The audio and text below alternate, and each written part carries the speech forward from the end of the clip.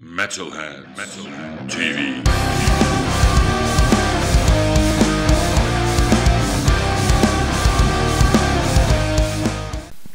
Hello Metalheads, my name is Kayo. Right next to me is the band Consumed, and today we'll do an interview about their whole career. Guys, my first question is, how are you? Good. Good, little croaky, but good, thanks. Very good. Very good. Sounds nice. So please introduce us yourself. I'm Steve, lead guitar, vocals. And Wes, bass player and high vocals. So guys, you released Breakfast at Pappa's nearly 20 years ago on Fat Records. So can you tell us the story how you got the record contract with Fat Mike? Basically, got a phone call after Baz at the time, who was our first bass player, handed out the demo, which we'd recorded it. We were going to self-release it, and I think Snuff got a copy, and they were signed to Fat at the time, and passed it on to Fat Mike, and then we got a phone call. He liked it and wanted to sign us. Nice. So yeah, it easy. was very nice. Definitely. I saw on the back on your records Andy Sneap, who is a big producer in metal. He produced Exodus, Megadeth, Machine Head, etc. Was also your producer. So yeah. How did you convince him that he's producing your records? Well, it was. We don't really know how we met Andy Sneap. It's still a bit of a mystery. I think it was through mutual friends. Andy was in Sabbath, obviously, years ago. And I started working with Fraser Crask at some point, screen printing, and friends of ours were in Lawnmower Death knew Andy. It all kind of, I don't know. Yeah. I don't know. Through mutual friends, we got introduced somehow, and Andy, somewhere along the line, agreed to do our first demo, and he kept doing it, and he's still doing it, but because he's kind of, it's like mates rate. He sort of, I don't know. Yeah. Well, yeah, I don't know why he still works with us. To be fair, it's a fucking mystery. But definitely, your records are very, very good. I think you can hear his touch if you know his work. You can hear his touch of music and his skills. Definitely, he's the man. Yeah, I've got ultimate respect for Sneap. Okay. You're most known for the song Heavy Metal Winners, and we are Metal Magazine, and I ask always myself, what is a heavy metal winner? Well, Heavy Metal Winner, if I remember rightly, see, I never come up with titles for songs.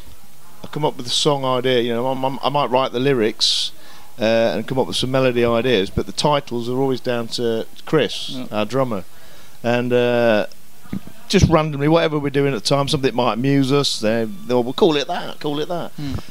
Always call it Down to One Bar, because the heater had broken and we're only down to one bar now. Wait, that's a good song title. We'll have that.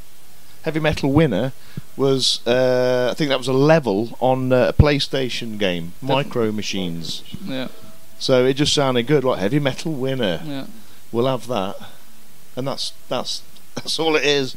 The song's not really about heavy metal or anything like that. It's just a good title. Definitely.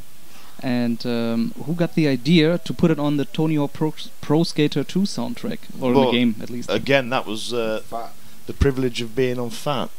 That's the sort of some of the stuff that they they can do for you, which was awesome because it gave us definitely.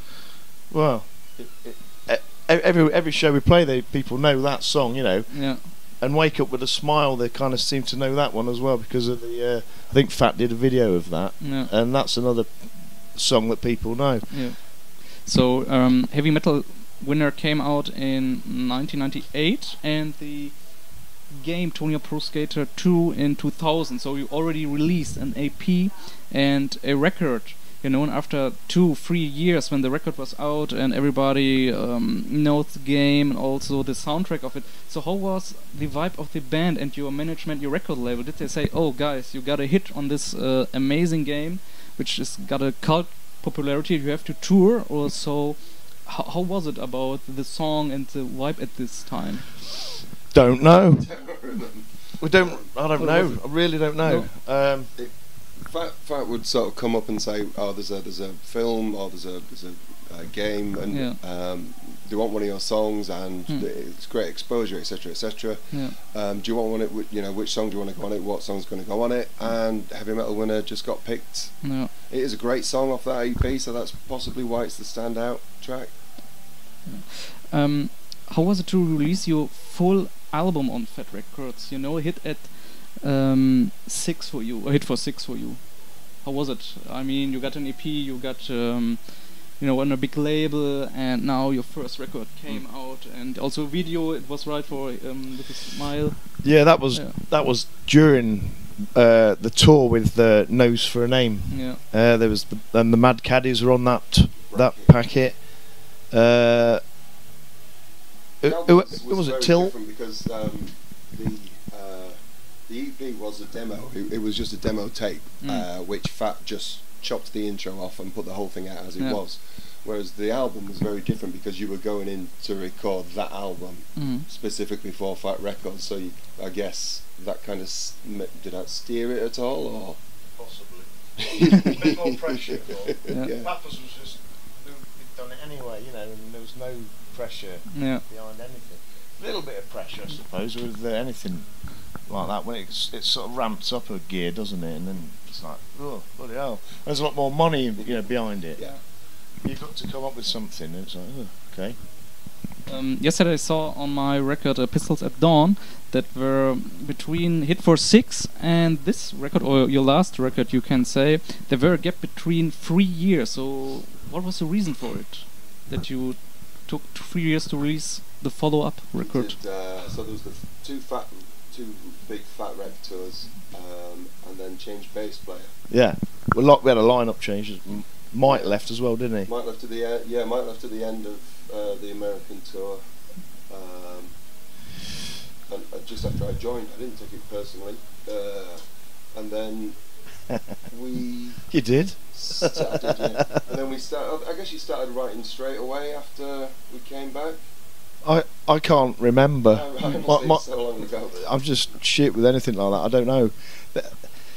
I don't know. We're not the most prolific at songwriting. That's why we've had it's been 20 odd years plus.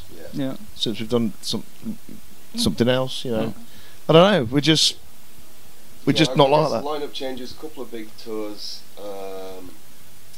It was hard. It was hard on tour for us, and we had a lot of personal issues going on at the time, and like band politics was awkward at that time, and it just kind of it slows momentum. So definitely. So Steve wouldn't be as inspired to write songs, I guess, for a band that was kind of struggling. It's hard, isn't it? It's hard to keep inspiration, and but then when Wes joined that. Going back before that, but Wes was a big boost, because his bass playing skills were like really good, and his vocals that he brought to the band were great, So that was that gave it was more fun. Much taller. Yeah. Yeah, nothing wrong with being short. I don't mind short people, but they get naked on stage too often. Yeah. Oh yeah. So after you released Pistols at Dawn, after I don't know several months, you broke up, right? It's about a year, I think. Yeah. It was very fast. Yeah, but there was a lot of stuff boiling up to that point anyway. And like I said earlier about politics of the band and personal issues going on. It's like it just ran its course at the time, I suppose. And everyone, I had the chance to start a business as well, printing business. Printing firm, And it was, do I take that 100% and get stuck in, or do I carry on with a band that's kind of like we're like this a little bit? So it just ran its course, I think, for that time. It was a big factor in the slowdown or dissolving of the band was kind of when Fat didn't want to put Pistols at Dawn out, and that kind of took the shine off a little bit. So they denied your record, or they didn't. They just said, yeah, thanks. Like some of the songs. Some of the songs are great, love them, but we think these songs aren't as strong. And we were like, well, that's all we have. Yeah. So we're gonna have to, we're gonna have to go and look for someone else to put it out, kind of thing. Yeah. Yeah. I just remember Mike saying, "I don't like it." So that's fine. No, that's his opinion, definitely. and It's opinion, so but and it's his label. If he doesn't like it, he doesn't put it out, and that's how it works. so we kind of did like it. Mm. I mean, maybe we just changed and he didn't like the change, so that's fair enough. yeah. But a lot of people out there do like Mm. that record, so they tell me. Yeah. So it's like, well, fair enough. Do you plan maybe to release that record on vinyl, because your first record was also on vinyl and the EP was on vinyl, or is it something? I don't think so. We did some demos with Andy Sneap for the album, Yeah. and I love the demos. I'd love to release that as vinyl, because Yeah. I think the album is great for its time. I'm not hugely keen on the record, Yeah. but the demos were us four in a room about this big, just blasting the fuck out of the songs, and it came out so well that I would love us to be able to release that as the version that came out. Who has that copy? I've got- Have you got it? It's safe. It's safe. Oh, possibly that's an idea, isn't it? So guys, what did you do during the time from your last record until your reunion? What did you do, Wes? I paid off all my debts, got a proper job, and bought a house, and became a normal person for as much as possible. I'm in lots of other bands at the same time, so always playing bass, always singing, and misconsumed. Yeah. And what was your motivation to rebuild the band or to reunite? We made friends again. That which was the first step. We all started speaking to each other again, which was good. Yeah. Well, probably just me. So yeah, we all made friends again, and then it was just like, oh, well, I'll see you so and so, and then somebody moots the idea, and the idea sort of came to there was a gig that was put on in the Owl Sanctuary in Norwich in England, and he said, I want Consumer to reform for it. You're going to be headliners, and it'll be sold out already. Come and play it. It'll be fun. And we said, okay, we'll do one gig. Yeah. And we were just rehearsing for one gig. But then we put all the rehearsals in, realised that we still loved doing it. Yeah. So we'll book a couple more. And then we're still here, like 2-3 years later, 2.5 years later, still at it, still loving it.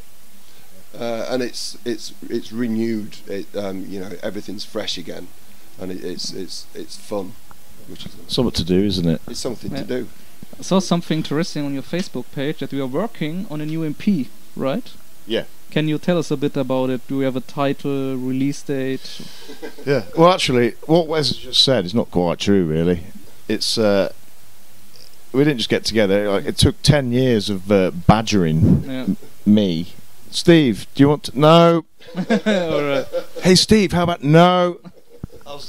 I really wasn't into the idea, but eventually they dragged Wes down to the pub Yeah. one night, and then all of them said, Steve, and I was like, oh, well, maybe that's a good idea then. And then that's kind of how we got back together, I think. Yeah. But the Podstock gig was definitely that's what kick-started it. But the EP, we've decided, it's going to be an EP. I think 6 songs. We've got 6 songs, and it's going to be called A Decade of Nah.